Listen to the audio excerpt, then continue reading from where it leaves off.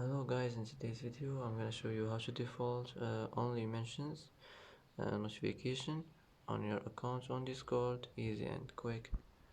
First click here. Now click settings, and here as you see you will find overview settings. Click on it, and as you see here click only mentions. You will find here this default notification settings, and after this click save, and it will be saved. And that's it for today. And that's it for today's video. If you like this video, don't forget to like and don't forget to subscribe. It's helpful for you.